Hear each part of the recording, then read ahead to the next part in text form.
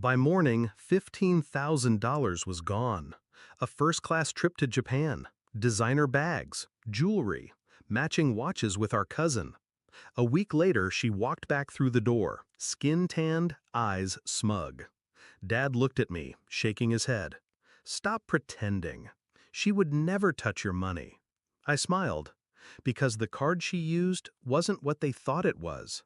I remember when she used to braid my hair before school, when she'd slip me the bigger slice of cake at birthdays. Back then, she was my ally in this family. We were the only two who understood each other's silences, or so I believed. But love has a way of rotting quietly before you notice the stench. The night she took it, I woke briefly to a whisper of movement, the faint metallic click of my drawer. Her shadow lingered in the doorway just a second too long. I kept my breathing slow, steady. By morning, the transaction alerts began. Tokyo flights, five-star hotels, gift shops that didn't just sell souvenirs, they sold status. I didn't call the bank, I didn't call her, I just watched. I learned more about her in those 7 days than in 27 years. Her posts were a confession, each filtered photo a timestamp. Her geotags told me exactly where she'd been, when she'd been there. Every receipt she posted was another nail in her own coffin. She thought she was untouchable. She thought she was clever. She forgot I was patient. The first move was simple. I contacted my bank, not to report theft, but to flag the card for monitoring. I had replaced it 3 weeks earlier after losing the original. The one she took was still active, but linked to a shadow account, one I'd created for a reason. Each transaction she made didn't pull from my savings. It pulled from the bank's fraud department, which had already been notified. Every charge was documented, recorded, waiting for her return. Next, I spoke to my cousin, the one she traveled with. I didn't accuse. I congratulated her on her amazing trip and asked how my sister managed to afford it. Her answers came easily, too easily, enough for me to take screenshots of every message. I also called a friend in the airline security department. I asked for arrival footage under the guise of a personal concern. A woman with my sister's face walked off a first-class cabin, wearing a watch worth more than my car. Evidence layered over evidence. When she came home, she acted as if nothing had happened.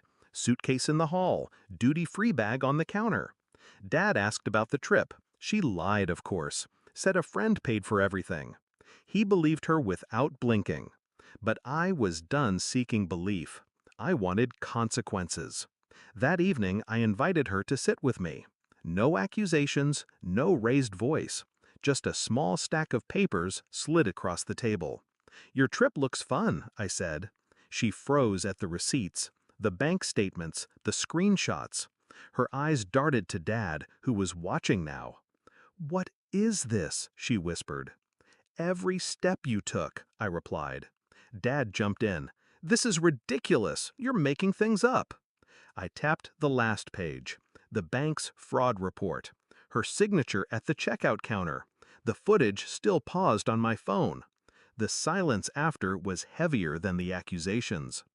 2 days later, the bank called her. Fraud investigation, possible criminal charges. Her cousin, had already distanced herself. The gifts returned for questioning. She begged me to drop it, offered to pay it back in time. I reminded her she'd already paid, just not in the way she imagined. The beauty of my plan was simple. I never had to lie. I just let the truth arrive with paperwork attached. The same way she slipped into my room at 2 a.m., the law would now slip into hers. I didn't celebrate when she got the letter confirming a court date. I didn't gloat when Dad finally stopped defending her. Revenge doesn't need a party. It needs silence. And in that silence, I could hear her breathing, fast, shallow. The sound of someone realizing the game is over. She taught me that blood doesn't always mean loyalty. I taught her that betrayal doesn't always mean you walk away untouched. She took what she thought was mine. I took what she never thought she'd lose: her safety, her freedom, her ability to laugh at my expense. Now, every time I see a credit card in my drawer, I think about how quiet the house is without her arrogance. And I sleep knowing no one dares open it at 2 a.m. again.